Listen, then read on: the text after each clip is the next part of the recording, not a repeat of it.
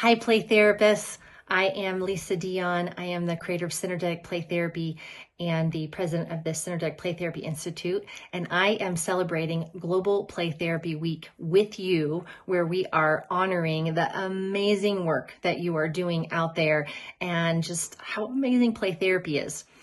And I want to focus on the question of what does it really mean to have a safe and inclusive play space? What does that mean? How do we create safety and inclusivity in the playroom? But I want to focus not on the client, although we definitely need to be asking those questions or that question relative to clients, but I actually want to focus on the therapist. So my invitation this week is for you to really think about, what does it take for you to feel safe in your own playroom? Is the playroom itself inclusive of your own needs? So for example, safety in the playroom.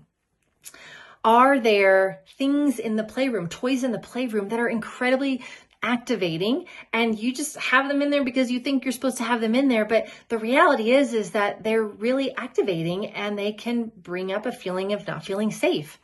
You don't have to put them in the playroom.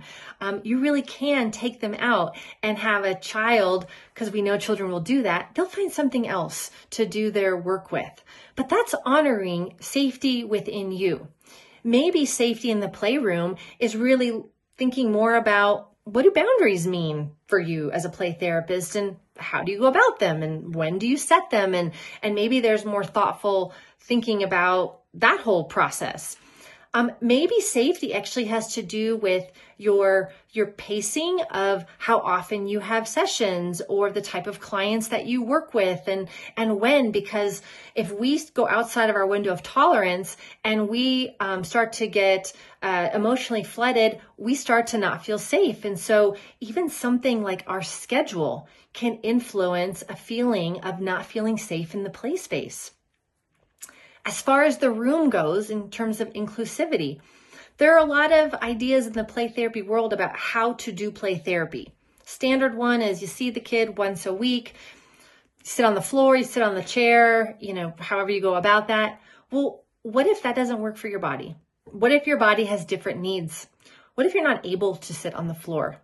What if you have some auditory processing sensitivities? What if you have some visual sensitivities?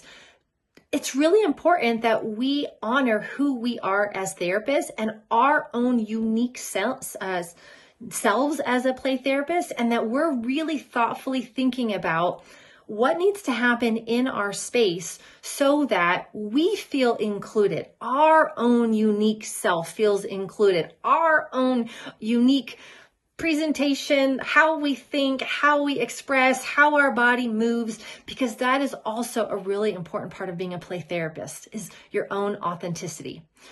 So as we are spending this week celebrating the amazing work that is happening in the world with play therapists and the work that you are doing, I really invite you to care for yourself through some of these questions. What does safety in the playroom mean for you, about you, and what might need to happen in your play space so that you are actually feeling more included in the space itself, and that it really is honoring and reflective of your authenticity and what your body and what your emotional and physical needs are.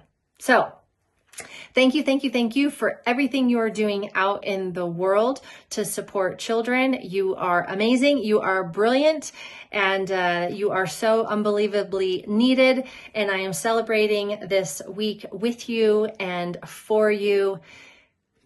Keep being your awesome self, and tend to yourself and take care of yourself this week, and spend some time really acknowledging just how amazing you are.